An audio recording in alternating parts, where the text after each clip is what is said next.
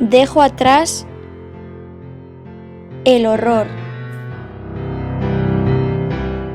la muerte, la persecución, mi hogar. Tengo un sueño, pero me encuentro fronteras. Prejuicios, inseguridad. tengo miedo. Abramos las puertas. Hagamos de su miedo una oportunidad. No es un favor. Es un derecho.